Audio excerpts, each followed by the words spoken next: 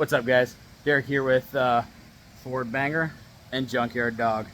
So I haven't had a lot of time to post content. I've been extremely busy with trying to get both of these cars ready. All the stuff that's been going on in life, new baby, work in general has just been, tough, and trying to meet deadlines and be able to get out here to be able to get this stuff done. So I'm going to touch briefly on some of the stuff that's done, but Junkyardawg's got her twin turbos in, so going to show you guys those here in a second, and also the Motec 2 that's in it now. So first and briefly on Fordbanger here, got herself a nice pretty splitter. Haven't got the end plates installed yet, or the wickers on the side to cover the tires, but you can see this thing's in really good shape. Handcrafted, made by Steve Luca and his guy Hunter here at Serpent Stangs. This thing is fantastic and looks awesome.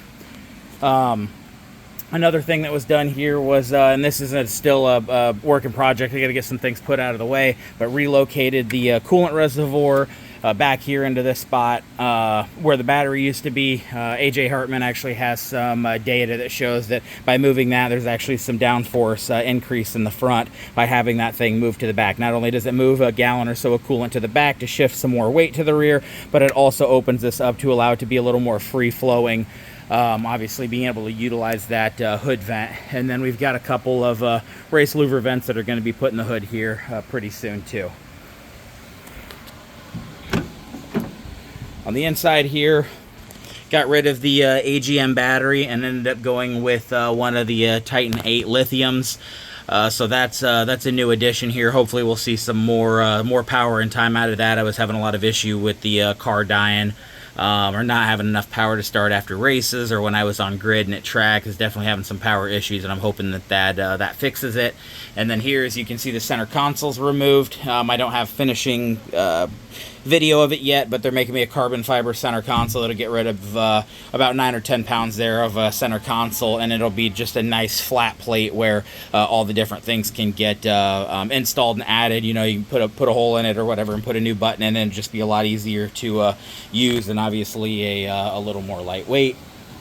And then some things that you actually can't see back here very well. Try to get to it, check it out. Trying to find the SPL control arms back here. Let me get around the front side.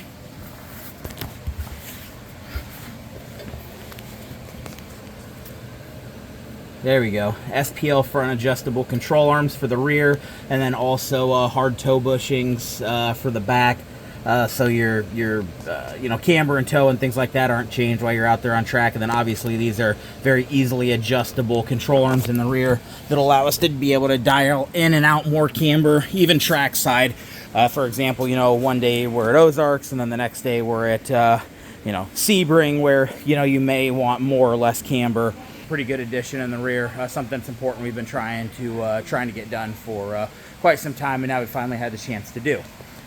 So that's about all that's up with Fordbanger there. A couple new improvements, or whatever improvements always help, as we're just working towards the same goal: get her lighter, get her faster, get her stronger, add more aero.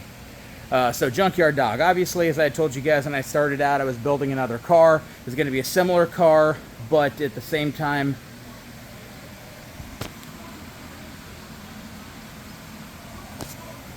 I just had a call come in, so it stopped the call. But similar car, but obviously completely different. Here is Junkyardawg. So this is the one that we would rob the parts on, out at the race, try to keep Fordbanger going.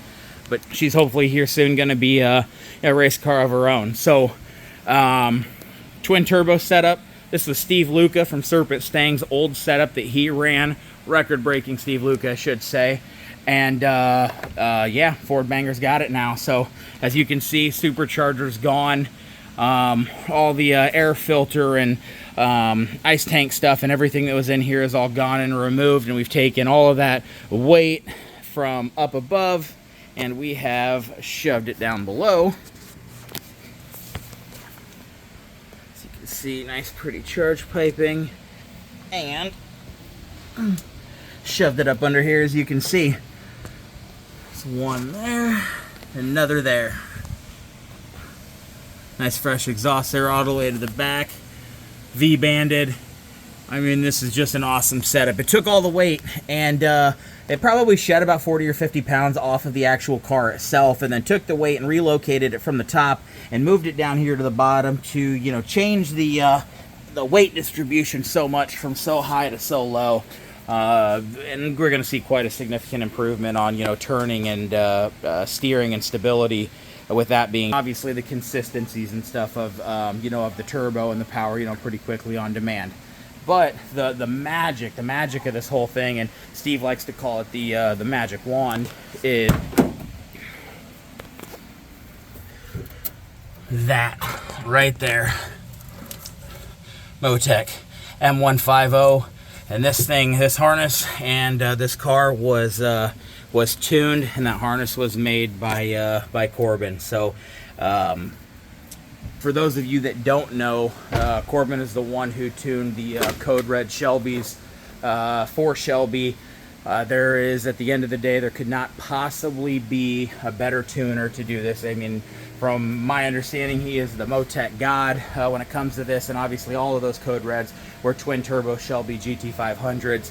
So having him have hands in on this, having done Steve's car been proven to run and be durable and consistent, and not having blown a motor or anything like this, and this being the exact same thing that he was running in his car and putting it in this car. I mean, literally, it was what was in his car in my car now. This thing should be consistent, fast, and hopefully record-setting itself as you know, we win some races and you know, break some track records in this thing. So I'm really excited to get this thing going.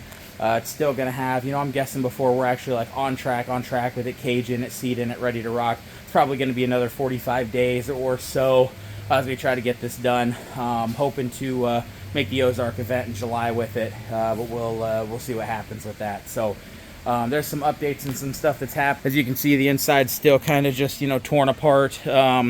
Still just threw this cloth seat in here, and this is kind of going to be a work in progress over the next week as I get home, trying to finish up all the stuff that's inside here. This just mess of stuff.